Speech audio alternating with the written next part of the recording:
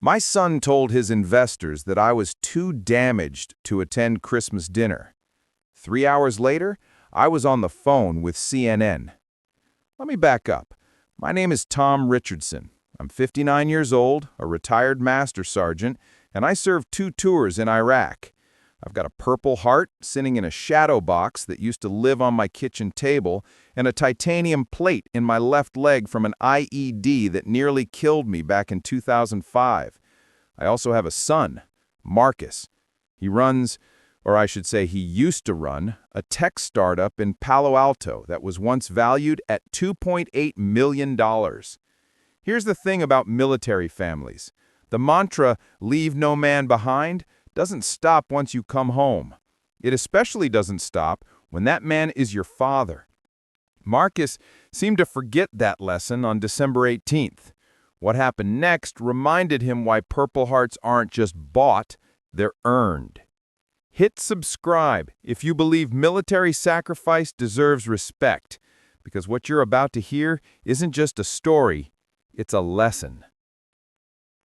The story begins 8 years ago with the biggest financial decision of my life. Marcus had just finished his MBA at Stanford, $180,000 in tuition, $45,000 of which I helped cover using my disability payments. He had an idea for a startup, logistics software for small businesses. He was brilliant, always had been, but brilliance doesn't pay for office rent in Silicon Valley. It doesn't cover servers, hiring, equipment. He needed serious money. Banks don't exactly queue up to fund unproven 23-year-olds with big dreams and student debt. That's when I made my decision. Let me explain my disability compensation. After the IED in Fallujah on March 15, 2005, I was medically retired with a 70% disability rating. Shrapnel tore through my leg, damaged the nerves, and left me with 3 surgeries and $47,000 in medical bills, later covered by the VA. My disability payments were $4,750 a month. For 8 years, that money came in like clockwork, $380,000 total. I gave every single penny to Marcus, but it still wasn't enough. He needed more to cover equipment, office leases, and staff salaries. The bank wanted collateral, guarantees, someone with good credit to co-sign a $450,000 loan. So, I did something I never imagined I would do. I sold my Purple Heart. Now, before you judge me, understand this. This medal wasn't just a piece of metal. I earned it lying in a German hospital bed, wondering if I'd ever walk again.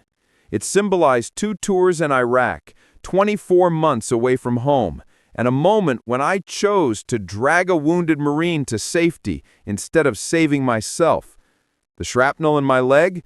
That was from pulling Corporal Jamie Martinez behind a concrete barrier while insurgents fired at us.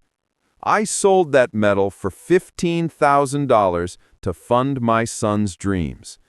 Marcus cried when I told him. Real tears, the kind I hadn't seen since he was 12 and broke his arm falling off his bike.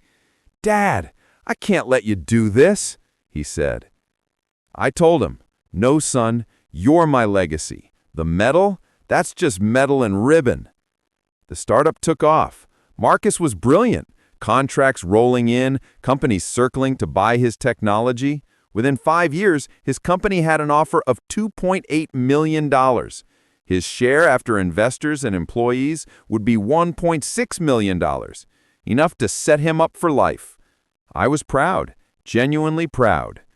Then, December 18th happened. I live in a 650-square-foot apartment in Redwood City, $1,200 a month, which is considered affordable for a disabled veteran in the Bay Area. My walls are covered in military photos, commendations, and an empty shadow box where my Purple Heart used to sit. I'd been planning Christmas dinner for weeks. Nothing fancy. A small turkey, stuffing, cranberry sauce, the same kind of simple meals we used to have when Marcus was a kid and money was tight. I called him to confirm the details. "What time should I come over on Christmas Eve?" I asked. There was a long pause. Then Marcus spoke, in that careful, rehearsed tone people use before delivering bad news. "Dad, we weren't expecting you for Christmas." I froze. "What do you mean? We talked about this last month." I heard a murmur to someone else in the background, muffled like he was partially covering the phone. "It's my dad. You know, the one with PTSD. We can't have him here. Catherine's family is coming from Seattle. They're different." "Different?" My stomach dropped. Catherine, his fiancée, came from old tech money. Her father sold a software company for hundreds of millions of dollars. The kind of people who think Purple Hearts are something you buy at a surplus store. "Son," I said, my voice tighter now, "I've been planning this dinner for weeks. You can't just—" I heard laughter in the background. Not loud, not cruel, but that quiet, privileged laugh people make when talking about someone else's family embarrassment. And that's when I knew Marcus had crossed the line. What he didn't know was that I'd been recording our calls for 6 months. Old military habit, document everything. Radio chatter, briefings, conversations, cover your ass. In Iraq, that habit saved lives. Now, it was going to teach my son a lesson. I said calmly, "Marcus, put me on speaker." There was a sigh, then the hollow sound of speakerphone. "Okay, Dad, you're on speaker." "Now, who exactly am I talking to?" I asked. A pause. Then, "This is my development team. We're going over acquisition paperwork." "Excellent," I said. "Gentlemen and ladies, my name is Master Sergeant Tom Richardson, United States Army, retired. I served 2 tours in Iraq, earned a Purple Heart in Fallujah, and I am also the man who funded this company." Silence. Marcus, my son, looked like he wanted the floor. I continued, "Marcus, remind everyone how much of your startup came from my disability compensation." He stammered, "Dad, please." $380,000, Marcus, plus $15,000 from selling my Purple Heart.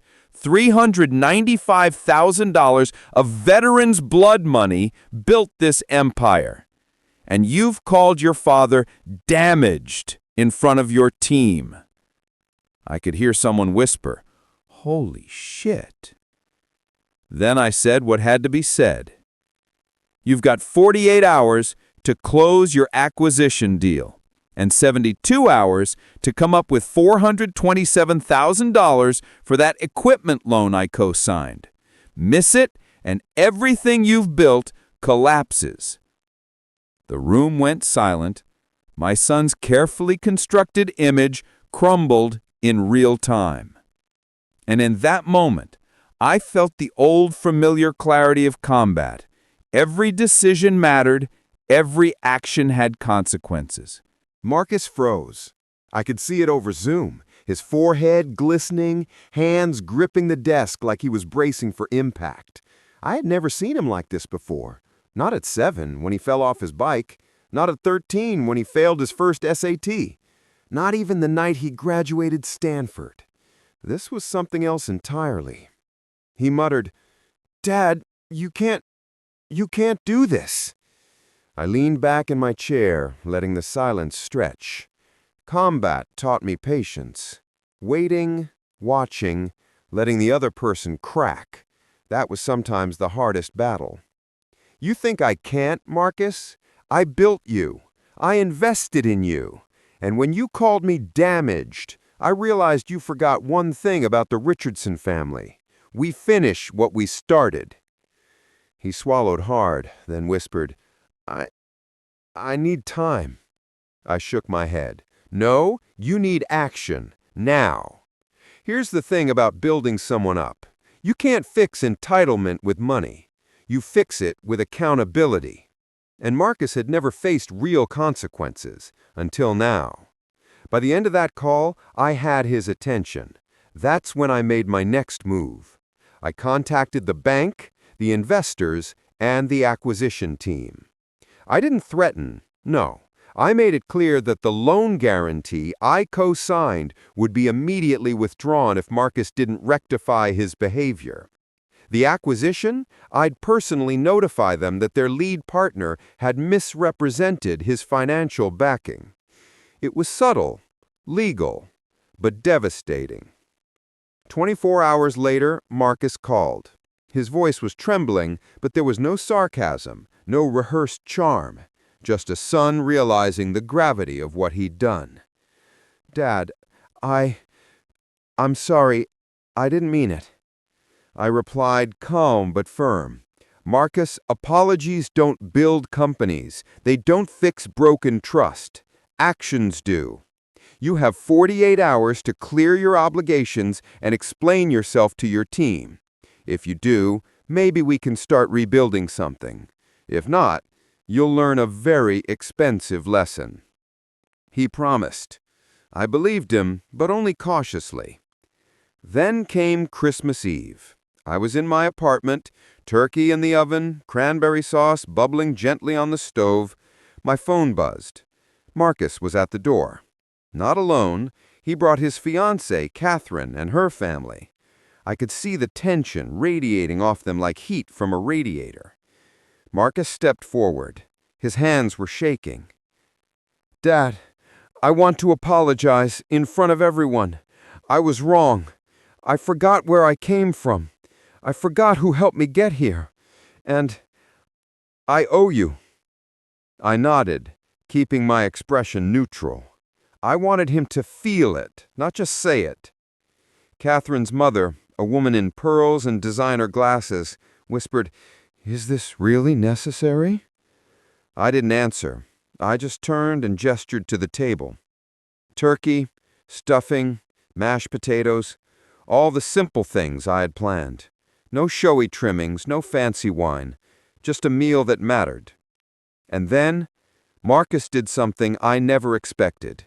He got down on one knee, not in front of Catherine, but in front of me. "Dad, I don't care about the money. I don't care about the company. I care about making sure I don't lose you. I want to show you that I understand what you sacrificed. I want to be the son you can be proud of." Tears blurred my vision, not because of words, I've heard enough of those, but because I saw him see me. For the first time in years, he saw me as a father, not just a bank account or a stepping stone. The room was silent. Catherine's family didn't know what to say. My neighbors, peeking through the blinds, probably thought the house was on fire or that some kind of intervention was happening. That night, we ate together. Real conversation, real laughter, not the forced, polite kind, but the messy, heartfelt kind that builds memories. And Marcus? He stayed up until 3 a.m., fixing spreadsheets, updating investors, and making. I learned something too. That day taught me that respect isn't given, it's earned. That love isn't measured in checks or medals, but in attention, sacrifice, and accountability. And that sometimes even grown men need to be reminded of what really matters. The next morning, the calm of Redwood City felt unreal. Outside, the sun glinted off the Bay Area buildings, birds chirped lazily. But inside my apartment, the war hadn't ended. Marcus had left after dinner, promising he'd handle everything. But I knew the lesson wasn't finished. Life doesn't let people off easy, especially those who forget the cost of someone else's sacrifice. I sat at my kitchen table, staring at the empty shadow box where my Purple Heart had once rested. $15,000, hundreds of thousands more in disability payments, nights spent in hospitals and sand-swept deserts. It all came down to one thing, respect, and Marcus had nearly thrown it away. Then the phone rang. It was Marcus. His voice sounded different, not frantic, not rehearsed, but raw. "Dad, you weren't kidding about the loan. The bank, they're serious. They want full payment within 48 hours or everything is gone. Equipment, servers, the company, all of it. I leaned back. Exactly. He was silent for a long moment, then almost whispering, I don't know what to do. I could hear the panic creeping in, even through the speaker. That's when I realized this was the ultimate test, not just for him, but for both of us. Would he crumble, or would he finally understand what it meant to take responsibility? Marcus, I said, voice steady, this isn't just about money. This is about honor, about showing that when someone sacrifices for you, you don't spit in their face and call them damaged. You carry their trust forward. That's how you grow into a man I can respect. He swallowed hard. I get it, Dad. I really do. Good, because there was no turning back.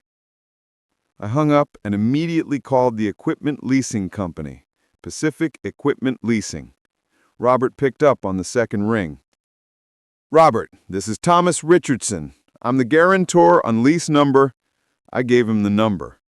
I need to know the procedures if the borrower defaults. Sir, we have the right to repossess all equipment immediately once we receive notice, typically within 24 to 48 hours. Perfect. The clock was ticking. Marcus had less than 48 hours to save his company. I sat back reviewing the plan in my head. Every call, every payment, every piece of evidence I'd collected was in place. Bank statements showing my monthly disability payments, the receipt for the Purple Heart, co-signed loan documents, all of it ready. Marcus needed to learn that every action has consequences, and sometimes even the people who love you the most will hold you accountable. And then came the text I wasn't expecting. Unknown number. Bradley Chen, Marcus's lawyer. Mr. Richardson, we need to discuss the equipment loan immediately. I typed back simply, discuss what? Math. By the afternoon, I had copies of all my service records from the VA, my medical files, and every document proving my role in Marcus's company. I was prepared for a full-scale confrontation if necessary. Then the unexpected happened. My doorbell rang. It was Marcus, Tesla humming in the parking lot. He looked exhausted, hair messy, hoodie wrinkled, eyes red. He stepped inside, staring at the empty shadow box. His face crumpled, just like it had when he was a boy caught in mischief. Dad, I'm begging you. Please don't destroy everything. I'll pay back every penny, interest, whatever it takes, just please. I held up a hand. Marcus, sit down. Look, I didn't do any of this to hurt you. I did it to teach you. You have to understand the value of sacrifice, respect, and honor. Not just words, actions. He teared up. Real, honest tears. The kind that come only when someone realizes how badly they've misjudged the people who love them.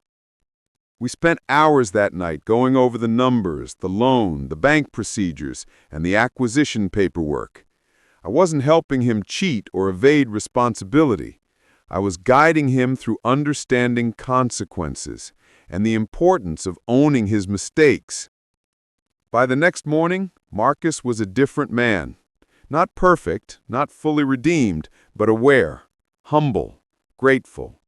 The acquisition closed successfully, all debts accounted for, and the investors satisfied. But the most important thing? He finally understood the man who had built him up, sacrificed for him, and never once asked for anything in return. Later, Marcus posted on LinkedIn, not a polished PR statement, not an attempt to control the narrative, but a message from a son who had learned his lesson. Yesterday, I was blind to the sacrifices that built my dreams. Today, I see clearly. My father, Master Sergeant Tom Richardson, a Purple Heart recipient, a veteran, my hero, invested not just money, but his life so I could chase my dreams. I am humbled, I am grateful, and I will never forget. I read it alone in my apartment, a smile breaking across my face. Finally, respect was restored. Honor wasn't inherited, it was earned. And in that moment, I knew Marcus had earned it back.